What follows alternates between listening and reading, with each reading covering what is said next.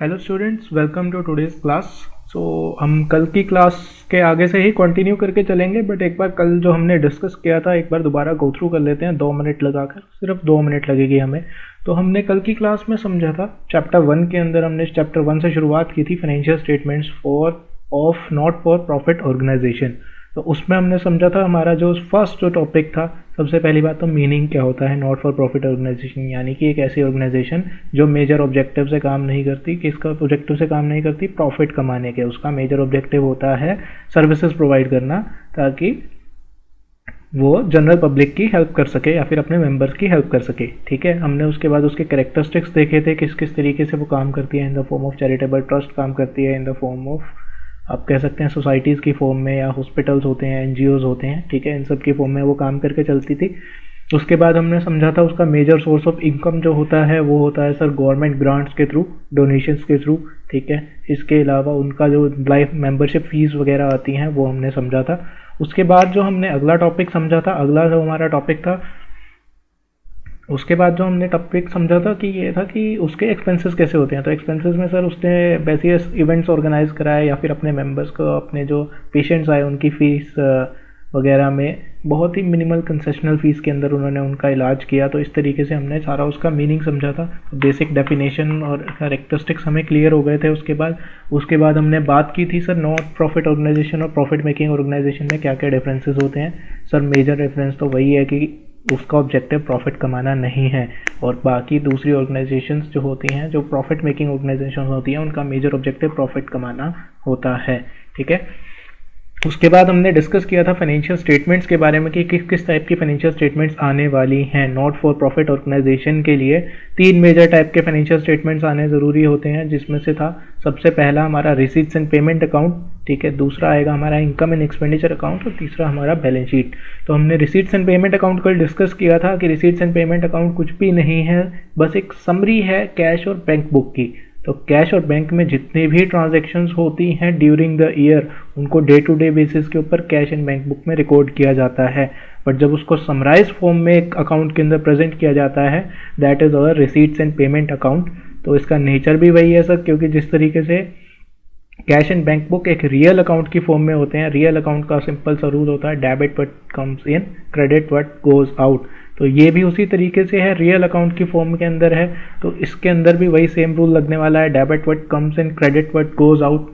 ठीक है, इतना हम बेसिक डिस्कस कर चुके थे। उसके बाद हमने इसके करेक्टरिस्टिक्स वगैरह डिस्कस किए थे कि रिसीट साइड के ऊपर क्या आएगा, पेमेंट साइड के ऊपर क्या आएगा। तो आज हम इसका एक बेसिक फॉर्मेट समझेंगे पहले, और उसके बाद फॉर्मेट के बाद इसका एक सिंपल सा इलस्ट्रेशन नंबर 1 जो है वो सोल्व करके चलेंगे। उसके बाद हम आगे बढ़ेंगे हमारे इनकम एंड एक्सपेंडिचर अकाउंट के ऊपर, और फिर उसके एस्पेक्ट्स हम डिस्कस करके चलेंगे। तो शुरू करते हैं आज की क्लास से, इलस्ट्रेशन से ही शुरू करके चलेंगे हम। कल हमने यहाँ पे एंड किया था अपना टॉपिक जो है रिसीट्स एंड पेमेंट अकाउंट और कैश बुक के अंदर क्या डिफरेंसेस होते हैं। आज हम डिस्कस करने वाले हैं इलस्ट्रेशन नंबर 1 से। तो let's start with the illustration. तो इलस्ट्रेशन क्या कहता है? From the following particulars relating to rotary Club. मैंने कहा था ना, ये क्लब की फॉर्म के अंदर भी काम करके चलते हैं। तो in relating to rotary club new Delhi prepare a receipts and payment account for the year ended 31 March 2019। अच्छा, अगर आप कोई भी इलस्ट्रेशन करते हैं, बेसिक रूल हमेशा ध्यान में रखने का है। बेसिक रूल ये है सर, सारी की सारी इन्फॉर्मेशन जो भी क्वेश्चन के अंदर गिवन हो उसे ढंग से पढ़ना है, हमेशा ढंग से पढ़ना है। आपका क्वेश्चन हमेशा गलत होगा सिर्फ इसी वजह से कि आपने उसकी बेसिक जो नॉलेज गिवन थी क्वेश्चन के अंदर उसको सही से पढ़ा नहीं, या उसे मिसरीड कर दिया, या कोई चीज़ स्किप कर दी। ठीक है, सबसे पहले वैसे यहाँ पे इसका कुछ ज़्यादा इम्पैक्ट नहीं आएगा क्योंकि ये बेसिक लेवल क्वेश्चंस है। तो अभी हम बात कर रहे हैं रोटरी क्लब की, जो कि न्यू दिल्ली में है। उसका receipts and payment account for the year and 31 March 2019, यानी कि हमारा फाइनेंशियल ईयर क्या है, अप्रैल 2018 से लेकर 31 मार्च 2019। ठीक है, तो शुरू करते हैं। क्वेश्चन हमें ये पूरा का पूरा गिवन है। तो in the books of rotary club हमें रिसीट्स एंड पेमेंट अकाउंट बनाना है, तो हम उसका अपना बेसिक उससे करके शुरू करके चलेंगे। तो let's start with the topic. ठीक है, तो हम सबसे पहले chapter 1 not for profit organisation, सबसे पहले हमारा आ रहा है रिसीट्स एंड पेमेंट अकाउंट। तो पहले हम इसका वो कर लेते हैं कि इसका फॉर्मेट किस तरीके से होता है। ठीक है, उसके बाद हम आगे इसको डिस्कस करके चलेंगे। सो कोई भी अगर आप क्वेश्चन सोल्व कर रहे हैं तो ऑब्वियसली सबसे पहला रूल है सर, जिस भी उसका क्वेश्चन है वो आप उस ऑर्गेनाइजेशन का नाम सबसे पहले ऊपर लिखते हैं। सो हम बात कर रहे हैं इलस्ट्रेशन नंबर 1 की। So it is illustration number 1, ठीक है। तो अब ये बुक्स ऑफ अकाउंट्स किसके थे? रोटरी क्लब न्यू दिल्ली के। तो सबसे पहले क्या आएगा? Books of rotary club new Delhi.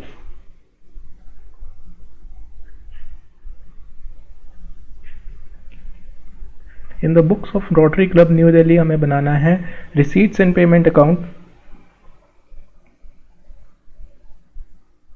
Receipts and payment account,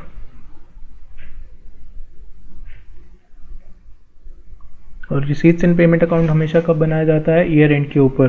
तो रिसीट्स एंड पेमेंट अकाउंट, उसके बाद यहाँ पे ब्रैकेट में लिख सकते हैं फॉर द ईयर एंडिंग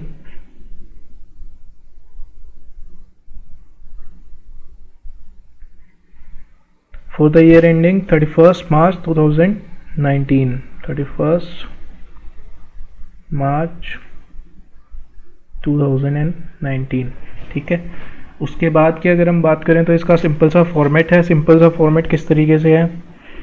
जिस तरीके से हम एक अकाउंट बनाते थे वैसा ही सेम फॉर्मेट बनाना है आपको।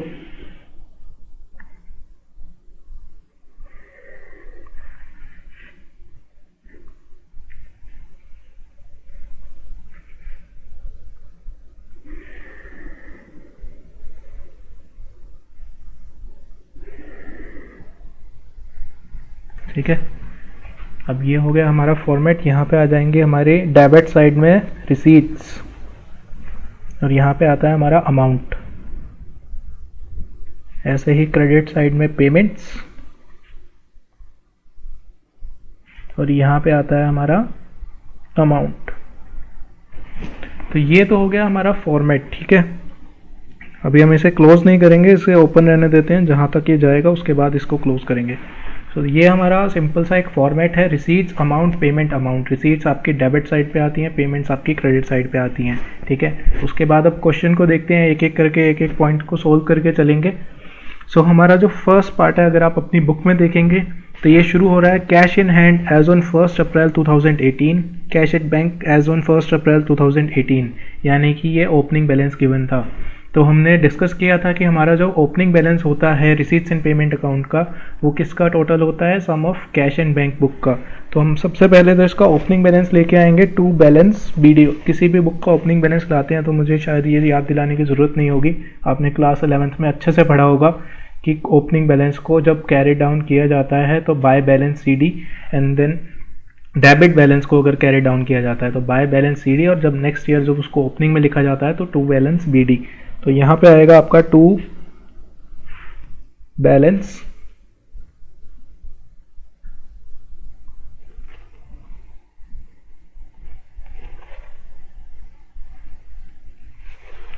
बैलेंस बॉट डाउन कैश, और यहाँ पे बैंक,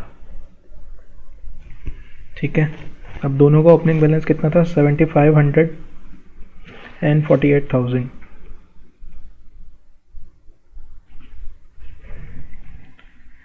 ये हमारा ओपनिंग बैलेंस बॉट डाउन हो गया, ठीक है। उसके बाद हम अगले पॉइंट पे चलते हैं। Subscriptions collected for the year ending 31st March 2018, 31st March 2019 and 31st मार्च 2020। तो हम नेक्स्ट पॉइंट के ऊपर चलते हैं। Subscription collected during the year था 31st March 2018, 31st March 2019 and 31st मार्च 2020। तो अभी हमने डिस्कस किया था सर 31st मार्च, हम जो बुक्स बना रहे हैं अभी 31st मार्च 2019 की बना के चल रहे हैं, तो मतलब ये तो प्रीवियस ईयर का सब्सक्रिप्शन और नेक्स्ट ईयर का सब्सक्रिप्शन भी आ रहा है सर। तो क्या हम इसे रिकॉर्ड करेंगे? बिल्कुल रिकॉर्ड करेंगे सर, क्योंकि हमने डिस्कस किया था कि it is a summary of cash transactions, यानी कि जितना पैसा आया जितना पैसा गया ड्यूरिंग द ईयर, चाहे वो किसी भी ईयर से पर्टेनिंग हो, हम उसको रिकॉर्ड करके चलने वाले हैं। तो अब यहाँ पे हम अपना अगला पॉइंट डालेंगे सब्सक्रिप्शंस का, टू सब्सक्रिप्शंस।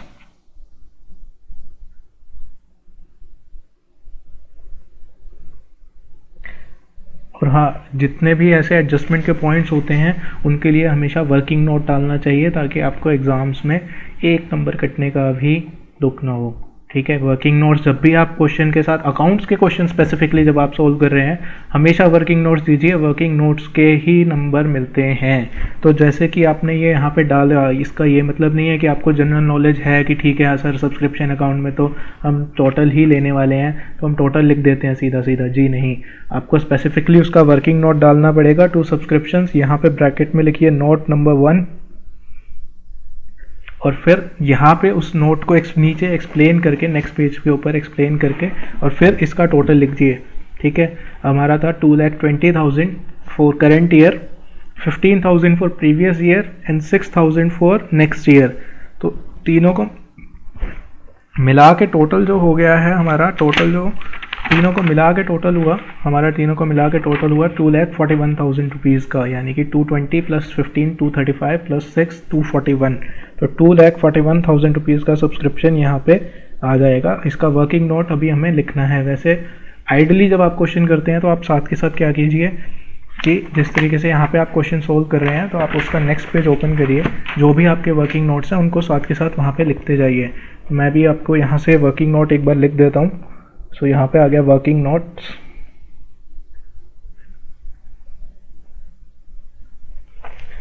तो यहाँ पे आ जाएगा आपका नोट नंबर 1। ठीक है, यहाँ पे नोट नंबर 1 में सिंपल सा आपको इतना सा एक्सप्लेन करना है कि subscriptions received, subscriptions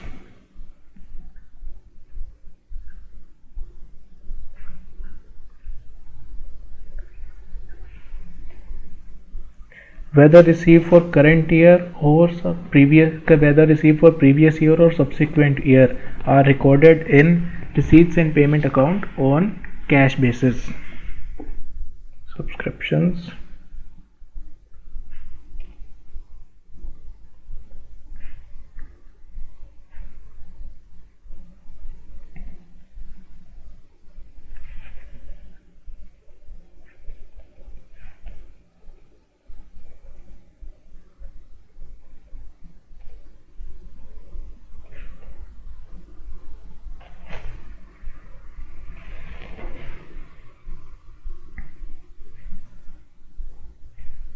are to be recorded on cash basis, यानी कि जब रिसीव होगा उसे तब रिकॉर्ड किया जाएगा in real account, in receipts and payment account. ठीक है, ये हमारा हो गया नोट नंबर 1। अच्छा, इसके अलावा एक चीज़ मैं आपको बता दूं कि क्लास नोट्स जो हैं, जैसे कि अभी आपको ये क्वेश्चन है, ये तो आपको विजिबल हो जाएगा काफ़ी इजीली, बट स्टिल अगर आपको इसका पीडीएफ चाहिए हो तो आप मुझे एक क्वेरी ड्रॉप कर सकते हैं। ठीक है, चाहे मेरे व्हाट्सअप नंबर पे या फिर आप मेरे को टेलीग्राम पे या इंस्टाग्राम पे, फेसबुक पे, कहीं पे भी मेरे को इसके ऊपर क्वेरी नोट ड्रॉप डाउन कर सकते हैं। मैं आपको इसके जो हैंड रिटन नोट्स जो हैं हमारी क्लास के, जो हमने क्वेश्चन सोल्व किया है, मैं आपको वो शेयर कर दूंगा ताकि आपको उसको समझने में आसानी हो। ठीक है, सो नेक्स्ट पॉइंट के ऊपर अपना चलते हैं। डोनेशंस रिसीव्ड, 2 डोनेशंस रिसीव्ड, ये भी हमारा रिसीट साइड के ऊपर आएगा। 2 डोनेशंस रिसीव्ड, कितने का डोनेशन रिसीव किया है हमने? 25,000 रुपीज़ का। ठीक है, डोनेशन रिसीव फॉर पवेलियन। अच्छा, ये डोनेशन रिसीव फॉर पवेलियन, अब जो हमारा पॉइंट आया, इसके लिए भी हमें वर्किंग नोट देना पड़ेगा क्या सर? बिल्कुल देना पड़ेगा, क्योंकि ये डोनेशन रिसीव फॉर पवेलियन जो है ये किस नेचर का रिसीट है? रिसीट जब आप पवेलियन यानी कि जो आप जहाँ पे क्रेडिट मैचेस होते हैं तो वहाँ पे पवेलियन एंड होता है। So pavilion is kind of that stadium. ठीक है, तो अगर आप उस स्टेडियम का निर्माण कर रहे हैं तो क्या वो उसके लिए जो रिसीट आई वो हमारे लिए कैपिटल नेचर की रिसीट होगी, रेवेन्यू नेचर की? कैपिटल नेचर की रिसीट होगी, क्योंकि उस पवेलियन का बेनिफिट हमें लॉन्ग टर्म में मिलना है, तो उसके लिए जितने भी रिसीट्स आएंगी वो हमारी कैपिटल नेचर की रिसीट्स होगी। तो डोनेशन रिसीव फॉर पवेलियन हमारी कैपिटल नेचर की रिसीट है, तो क्या हम उसे अपने रिसीट्स एंड पेमेंट अकाउंट में रिकॉर्ड करके चलेंगे? जी सर, बिल्कुल रिकॉर्ड करके चलेंगे, क्योंकि चाहे कैपिटल नेचर की रिसीट्स हो चाहे रेवेन्यू नेचर की रिसीट्स हो, रिसीट्स एंड पेमेंट अकाउंट के अंदर कैश में या बैंक ट्रांजेक्शन में कुछ भी आया कुछ भी गया, वो सारी चीज़ें रिकॉर्ड की जाती हैं।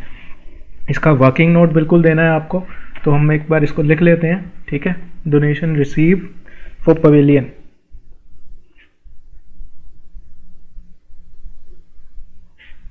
टू डोनेशन रिसीव्ड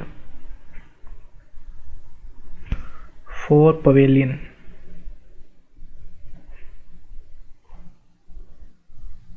इसका आ जाएगा नोट नंबर 2 ब्रैकेट में। ठीक है, कितना अमाउंट था? 2 लाख रुपीज़ का अमाउंट था। इसका सिंपल सा वर्किंग नोट देना है हमें पीछे।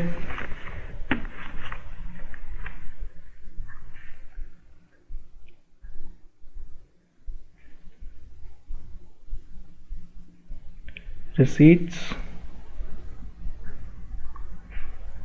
of all kind, that is whether capital receipts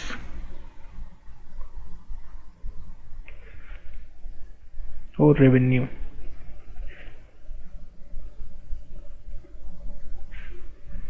are recorded in receipt and payment account.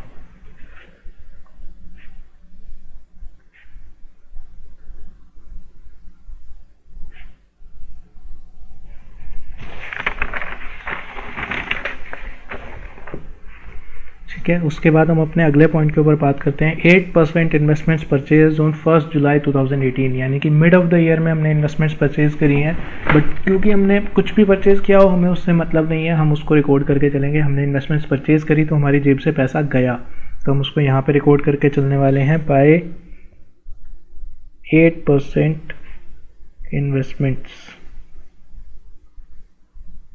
पूरा लिख सकते हैं आप, 8% इन्वेस्टमेंट्स परचेज। ठीक है, कितने रुपए की इन्वेस्टमेंट्स परचेज करी है हमने? 2 लाख रुपए की।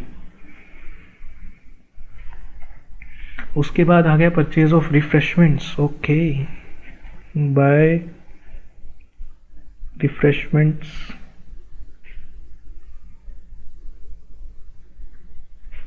Purchase.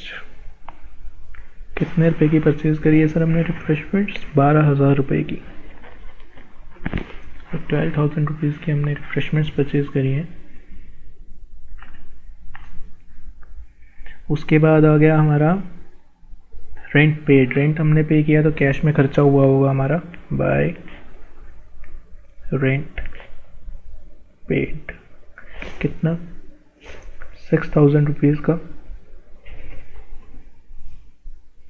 Entrance fees received. Entrance fees received यानी कि हमने अपने क्लब के अंदर जो एंट्री फीस रखी हुई है वो हमें रिसीव हो रही है, तो हमारा एनुअल रेवेन्यू नेचर का रिसीट है, तो हम उसको यहाँ पे रिसीव करेंगे अपना नॉर्मली टू एंट्रेंस फीस।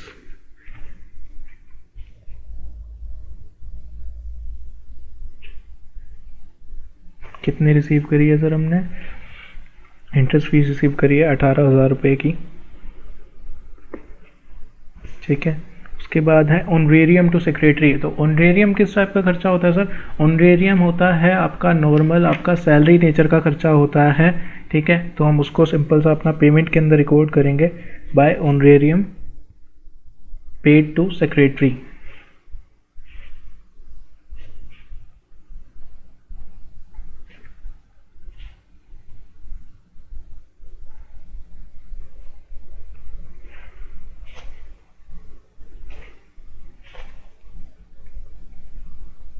कितना पे किया है हमने ऑनरेरियम टू सेक्रेटरी? अपना 10,000 रुपीज़ का ऑनरेरियम पे किया है हमने सेक्रेटरी को। ठीक है, इंटरेस्ट ऑन इन्वेस्टमेंट्स 8% इन्वेस्टमेंट्स के ऊपर। वैसे तो ये आगे के क्वेश्चंस का पॉइंट है, बट कोई बात नहीं, हम एक बार इसको अभी डिस्कस करके चलेंगे। तो ऑनरेरियम टू सेक्रेटरी जो है, उसके बाद जो हमारा अगला पॉइंट था इंटरेस्ट ऑन 8% इन्वेस्टमेंट्स। 8% इन्वेस्टमेंट्स हमने सर ऊपर ही परचेज करी थी 1 जुलाई पे। तो 1 जुलाई पे जो हमने इन्वेस्टमेंट्स परचेज करी हैं, तो 1 जुलाई को जो हमने इन्वेस्टमेंट्स परचेज करी हैं वो हमने परचेज करी है 2 लाख रुपए की। तो उसके ऊपर आइडली इंटरेस्ट कितना बनना चाहिए? 8% इन्वेस्टमेंट्स के ऊपर अगर आपका जो कितने का था? 2 लाख रुपीज़ का। 2 लाख रुपीज़ के ऊपर 8% का इंटरेस्ट बनता है 16,000 रुपीज़, बट हमने वो 8 जुलाई को पे करी थी, तो यानी कि बेसिकली हमें सिर्फ 9 मंथ का इंटरेस्ट मिलना है। सो 9 मंथ का इंटरेस्ट बनेगा आपका टोटल मिला के 12,000 रुपये। बट यहाँ पे आ रहा है कितना? यहाँ पे हमारा इंटरेस्ट आ रहा है 9,000 रुपीज़, तो बाकी 3,000 रुपये कहाँ गया? अभी के क्वेश्चन के लिए वो चीज़ रेलिवेंट नहीं है। रिसीट्स एंड पेमेंट अकाउंट जैसा कि हमने डिस्कस किया, और रिसीट्स एंड पेमेंट अकाउंट हम बनाते हैं only on the basis of receipts. तो हमें यहाँ पे रिसीव कितना हुआ इंटरेस्ट 9,000 रुपीज़, हम उसको उतना ही रिकॉर्ड करके चलेंगे। जो बैलेंस एडजस्टमेंट रह गई वो हम आगे देखेंगे कि वो एडजस्टमेंट्स कहाँ पे आती हैं। ठीक है, ये आ गया हमारा interest on investment, interest on 8% investment 9,000 rupees.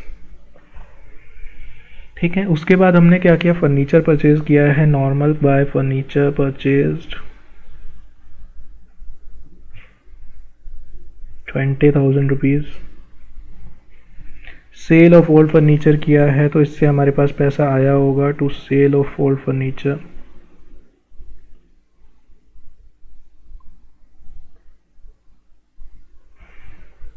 कितने का सेल किया है, 4,000 रुपीज़ का।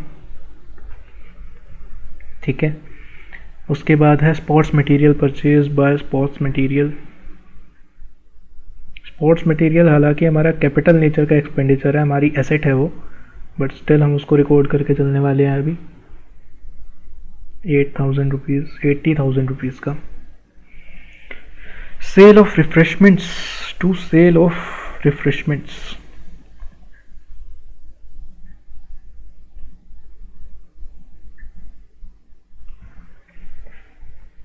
30,000 रुपीज़। सैलरीज एंड वेजेस हमने पे करे हैं by salaries and wages. Salaries and wages में हमारा 74,000 रुपीज़। ठीक है, उसके बाद क्या है, स्पोर्ट्स एक्सपेंसेस। स्पोर्ट्स एक्सपेंसेस आ रहे हैं including unpaid expenses of 5,000 rupees. तो हमने जो स्पोर्ट्स एक्सपेंसेस किए हैं,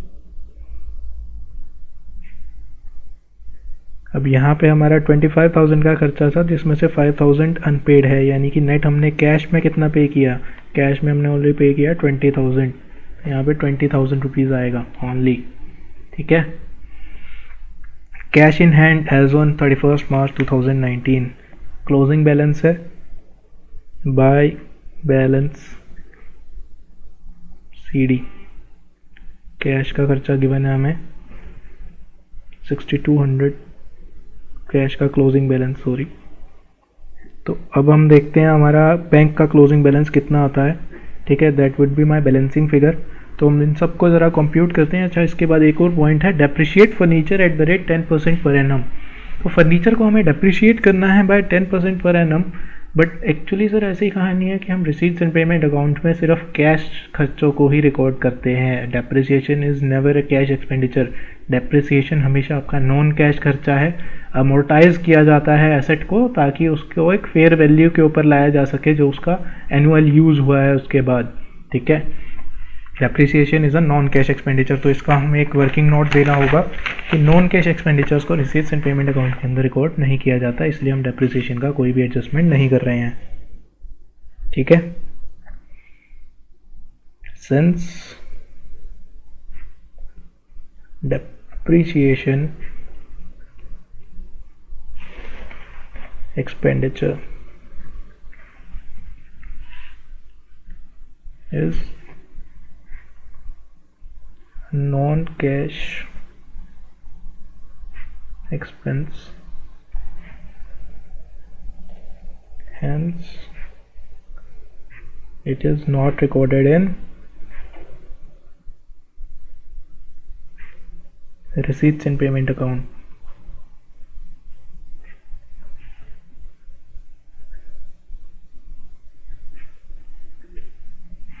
ठीक है, तो इसी के साथ हमारा ये पूरा का पूरा क्वेश्चन हो गया है, सारा का सारा। ठीक है, अब इसकी हम सारी जो भी एडजस्टमेंट्स हैं हम उसका कुछ भी नहीं करने वाले, हम सम टोटल करने वाले हैं सारी की सारी चीज़ों का। तो हम पहले रिसीट साइड का टोटल करते हैं। ऑब्वियसली आपको पता है कि कोई भी अकाउंट हो हमेशा उसकी डेबिट और क्रेडिट साइड का टोटल इक्वल होता है। ठीक है, तो हम यहाँ पे इसी तरीके से इक्वल टोटल से निकालेंगे और देखेंगे कि किस तरफ आता है। बैंक का बैलेंस इधर भी आ सकता है, इधर भी आ सकता है। ठीक है, तो टोटल करते हैं एक बार पहले। तो हमारा ओपनिंग बैलेंस था, पहले रिसीट साइड्स पे चलते हैं। 7500 प्लस 48,000 प्लस 241, सारा का सारा ज़ीरो है, 000 0000 500 आएगा यहाँ पे लास्ट में। ठीक है। उसके बाद अगर हम बात करके चलें, उसके बाद की अगर हम बात करके चलें तो हमारा आ गया 7500, 7 7 8 15, 15 के साथ अगर आप एक और जोड़ेंगे तो आपका 16, 16 और 5 कितना होता है, 16 और 5 21, 21 और 8 29, 29 और 9 36, ठीक है। सॉरी 29 और 9 38, 38 38, 38 के साथ 4 42, 42 आ गया आपका यहाँ पे अंदर, तो 2 हो गया 4 कैरेट। एंड देन इसी तरीके से हम आगे कंटिन्यू करने वाले हैं। सो इन सबको अगर आप टोटल कर लेंगे तो आपका जो टोटल आएगा 5,82,500। तो 582,500 जो है यहाँ का टोटल आया। अब इस साइड का भी टोटल कर लेते हैं। तो इस साइड के अगर हम टोटल की अगर हम बात करके चलें तो 2 lakh plus 12,000 plus 6,000, 2 lakh plus 12,000 plus 6,000 plus 10,000 plus 20,000 plus 80,000 plus 74,000 plus 20,000 plus 6,200, तो 428,200 प्लस, ठीक है, 428,200 यानी कि यहाँ का बैलेंस कम है इस बैलेंस से। तो ऑब्वियसली यहाँ पे कौन सा बैलेंस आने वाला है, 5,82,500, ठीक है। बैलेंसिंग फिगर जो है, बैलेंसिंग फिगर निकलने वाली है। अब इसमें से इसको सब्ट्रैक्ट कर देंगे, माइनस करेंगे तो आपका जो बैलेंसिंग फिगर निकलेगा 154,300, जो आपका बैलेंस सीडी निकला, यानी कि बैंक बैलेंस जो निकला, क्लोजिंग बैंक बैलेंस जो हमारा है वो कितना हुआ, 154,300। That is my balancing figure.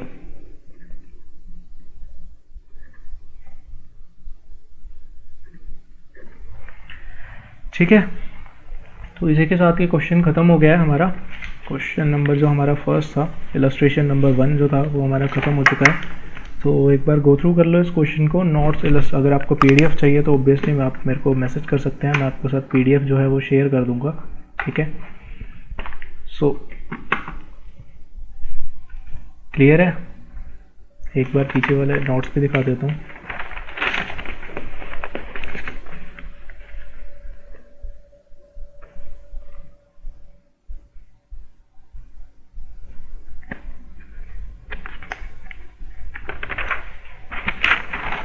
तो ये तो हो गया हमारा क्वेश्चन से रिलेटेड पार्ट, ठीक है। अब हम वापस आ जाते हैं हमारे आगे के चैप्टर के ऊपर। तो इसी के साथ हमारा क्वेश्चन हो गया, हमारा इलस्ट्रेशन नंबर फर्स्ट हो चुका है। अगर किसी को कोई भी डाउट हो तो वो कमेंट सेक्शन में ड्रॉप कर सकता है। I will most definitely try to answer your question, ठीक है। आप अपना कोई भी कंसर्न है आप कमेंट सेक्शन में मेरे को लिख के बता सकते हैं, या फिर मेरे किसी भी सोशल मीडिया अकाउंट के ऊपर आप मुझे कॉन्टैक्ट कर सकते हैं। सो इसके साथ हमारा जो नेक्स्ट टॉपिक जो हमारा आता है इलस्ट्रेशन के बाद, हमारा नेक्स्ट जो टॉपिक है वो है इनकम एंड एक्सपेंडिचर अकाउंट। तो अभी हमने डिस्कस किया रिसीट्स एंड पेमेंट अकाउंट को, जो कि हमारा था कैश और बैंक बुक का समरी। उसके बाद आता है हमारा इनकम एंड एक्सपेंडिचर अकाउंट, जो कि सिंपल सा कुछ भी नहीं है सर। जैसा कि आप प्रॉफिट एंड लॉस अकाउंट बनाते थे, ये वही का वही अकाउंट है, बट इसका नाम चेंज हो गया है इनकम एंड एक्सपेंडिचर अकाउंट। नाम चेंज होने का मैंने रीज़न भी बताया था आपको, क्योंकि ये नॉन प्रॉफिट अर्निंग एंटिटी है, तो आप इसमें प्रॉफिट नहीं बोल सकते, जो भी ये कमाती है, ठीक है। आपको उसको किसी और नाम से बुलाना था, तो आपने बोल दिया इनकम एंड एक्सपेंडिचर अकाउंट, ठीक है। बाकी सारा कुछ सेम टू सेम वही चलने वाला है। किस तरीके का ये अकाउंट है, नॉमिनल नेचर का अकाउंट है सर। जिस तरीके से प्रॉफिट एंड लॉस अकाउंट में सारी की सारी इनकम और एक्सपेंडिचर को रिकॉर्ड किया जाता है, और सारी की सारी इनकम एंड एक्सपेंडिचर के लिए सिंपल सा रूल क्या होता है नॉमिनल अकाउंट का। Nominal income and expenditure account के लिए कौन से अकाउंट्स बनाए जाते हैं, नॉमिनल। और नॉमिनल का सिंपल सा रूल क्या होता है, credit all the income and debit all the expenses. तो इसी तरीके से ये अकाउंट बन के चलेगा। सिंपल सा नॉमिनल नेचर का हमारा अकाउंट है ये। जिस तरीके से हमारी सोल प्रोप्राइटरशिप में क्लास 11th में हमने लास्ट पढ़ा था, जो जितनी भी एडजस्टमेंट्स आई थी, तो मैक्सिमम एडजस्टमेंट्स आपको यहाँ पर भी देखने को मिलेंगी। जब हम इसके एडवांस क्वेश्चंस के अंदर जाएंगे तो हमारे को वही की वही एडजस्टमेंट्स देखने को मिलेंगी। अब एक रिसीट्स एंड पेमेंट अकाउंट जो हमने बनाया वो कैश बेसिस के ऊपर बना के चला, तो फिर ठीक है सर, उसके अंदर जो था हमारा, चाहे वो लास्ट ईयर का इनकम हो चाहे वो करंट ईयर का इनकम हो, अगर हमें कैश पैसा आया है तो हम उसको रिकॉर्ड करेंगे। But income and expenditure account में क्या ऐसा होगा, बिल्कुल भी नहीं होगा sir. Income and expenditure account हमेशा अक्रूवल बेसिस के ऊपर बनाया जाता है। आपका इसके अंदर प्रिंसिपल फॉलो किया जाता है, करंट ईयर इनकम्स को करंट ईयर इनकम में ही रिकॉर्ड करना है, करंट ईयर के खर्चे को करंट ईयर खर्चे के अंदर ही रिकॉर्ड करना है। ठीक है, कैश नेचर का हो चाहे वो कैश में आया या नहीं आया, हमें उससे मतलब नहीं है।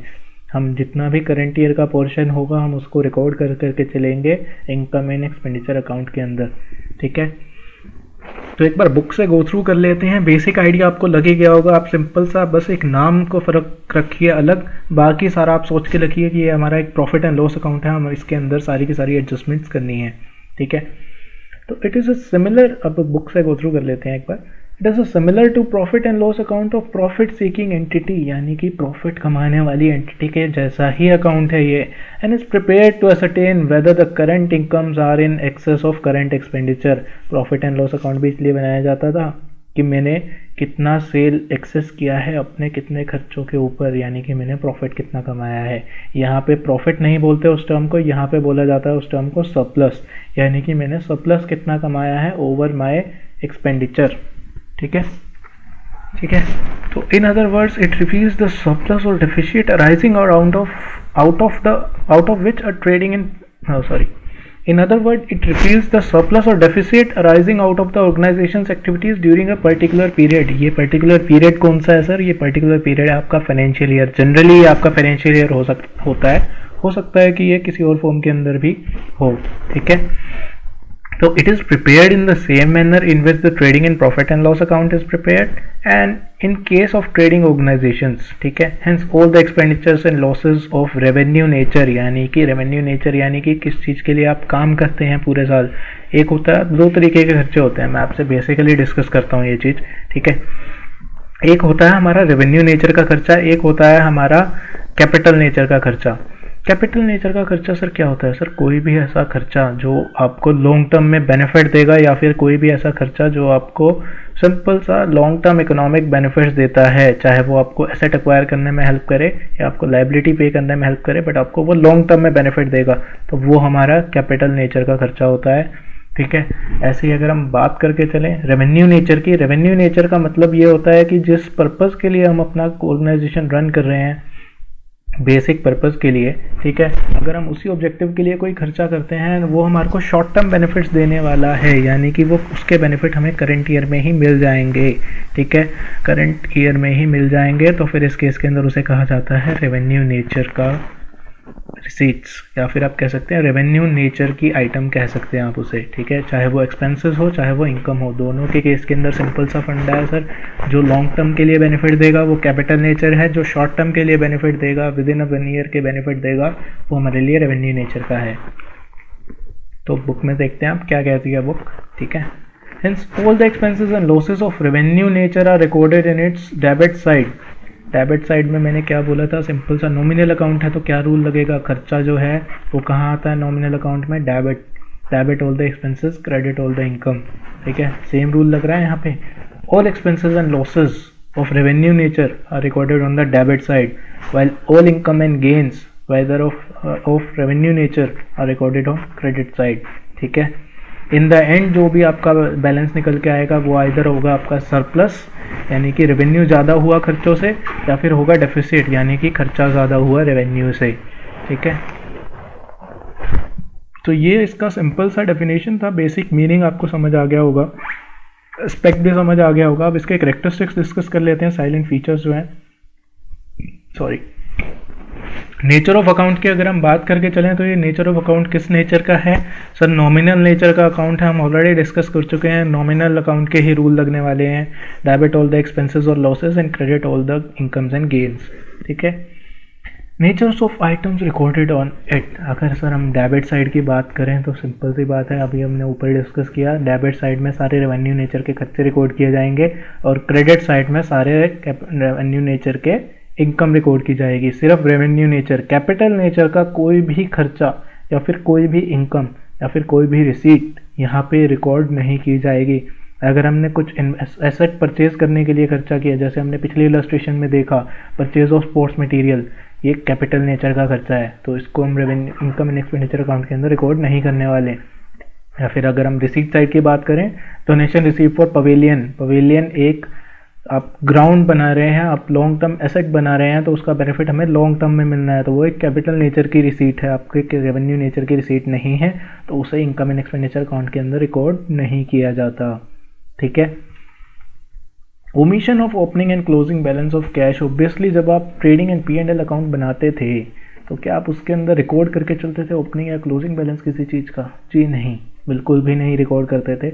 ऐसे ही हमने रिसीट्स एंड पेमेंट अकाउंट के अंदर हमने बनाया क्योंकि वो हमारा रियल अकाउंट था। नॉमिनल अकाउंट्स के अंदर कभी भी ओपनिंग या क्लोजिंग बैलेंस नहीं होते, वो ड्यूरिंग द ईयर ही बनाए जाते हैं और ड्यूरिंग द ईयर ही उनका बैलेंस ट्रांसफर कर दिया जाता है। ठीक है। तो यहाँ पे भी क्योंकि ये नॉमिनल नेचर का अकाउंट है तो यहाँ पे कोई ओपनिंग या क्लोजिंग बैलेंस नहीं होने वाला। ठीक है। एडजस्टमेंट्स, जैसे हमने लास्ट क्लास 11th के अंदर डिस्कस की थी, काफ़ी सारी एडजस्टमेंट्स आई थी सोल प्रोप्राइटरशिप के अंदर trading and profit and loss account जब हमने बनाया था, फाइनेंशियल स्टेटमेंट्स, और उसके बाद अगला चैप्टर हमारा आया था फाइनेंशियल स्टेटमेंट्स विद एडजस्टमेंट्स। तो विद एडजस्टमेंट्स जब चैप्टर आया था हमारा, तो हमारे पास बहुत सारी एडजस्टमेंट्स आई थी उसके अंदर। उसी तरीके की एडजस्टमेंट्स यहाँ पे आने वाली हैं। अक्रूड हो गया, आपका आउटस्टैंडिंग हो गया, डेप्रिसिएशन का हो गया, इसी तरीके से बहुत सारी एडजस्टमेंट्स आएंगी, बट कोई बात नहीं, बहुत ही ईजी एडजस्टमेंट्स हैं। हम जब आएंगी तो हम एक एक को बड़े आराम से प्यार से डिस्कस करके चलेंगे। ठीक है, ईजिली उन्हें सॉल्व करेंगे, कोई ऐसा इशू नहीं है उसके अंदर। तो एडजस्टमेंट्स ऑब्वियसली इसके अंदर काफ़ी सारी आने वाली हैं, करंट ईयर से परटेनिंग, प्रीवियस ईयर से परटेनिंग और सब्सिक्वेंट ईयर से। ठीक है।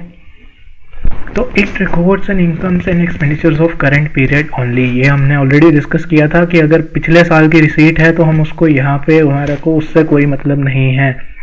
अगर हमने उसे इंक्लूड कर लिया तो हम उसे एडजस्ट करके चलेंगे, बट हम अपने करंट ईयर में करंट ईयर की रिसीट्स और करंट ईयर के एक्सपेंडिचर्स को ही रिकॉर्ड करने वाले हैं हमारे इनकम एंड एक्सपेंडिचर अकाउंट के अंदर। ठीक है। पर्पज़ की अगर मैं बात करूँ तो पर्पज़ सिंपल सा है कि पर्पज़ इसका ये है कि आप रेवेन्यू, जितनी भी नेचर की रिसीट्स और पेमेंट्स होती हैं, उन सबको एक तरफ कंबाइन करो, उनका एक सिंपल नेट एडजस्टमेंट बैलेंस निकालो, उस बैलेंस को हम अपने कैपिटल फंड अकाउंट के अंदर एडजस्ट कर देंगे। अगर सरप्लस होगा तो ऐड हो जाएगा और डेफिशिएट होगा तो कैपिटल फंड से रिड्यूस हो जाएगा। ठीक है। इसके बाद आ गया हमारा अगला, distinction between receipts and payment account and income and expenditure account. तो ये छोटा सा टॉपिक है, इसको डिस्कस कर लेते हैं फटाफट से। तो रिसीट्स एंड पेमेंट अकाउंट की अगर मैं बात करूं तो वो समरी था कैश एंड बैंक बुक का, कैश बुक का, आपका कैश एंड बैंक बुक का समरी था। इनकम एंड एक्सपेंडिचर अकाउंट आपका सिमिलर नेचर का है प्रॉफिट एंड लॉस अकाउंट का। ठीक है। साइड्स यहाँ पे डेबिट और क्रेडिट साइड नहीं होती रिसीट्स एंड पेमेंट अकाउंट में, जबकि इनकम एंड एक्सपेंडिचर में डेबिट साइड होती है और क्रेडिट साइड भी होती है। वो रियल नेचर का अकाउंट है या नॉमिनल नेचर का अकाउंट है, वहाँ पे ओपनिंग बैलेंसेस को रिकॉर्ड किया जाता है, यहाँ पे ओपनिंग बैलेंसेस को रिकॉर्ड नहीं किया जाता है। क्लोजिंग बैलेंस की बात करें तो वहाँ पे क्लोजिंग बैलेंस रिप्रेजेंट करता है आपका कैश एंड बैंक बुक का टोटल, यहाँ पे क्लोजिंग बैलेंस आपका रिप्रेजेंट करता है सरप्लस एंड डेफिसिट, यानी कि surplus of revenue over expenditure या फिर सरप्लस ऑफ एक्सपेंडिचर और deficit of revenue over expenditure, यानी कि हमारे खर्चे ज़्यादा हो गए इनकम से।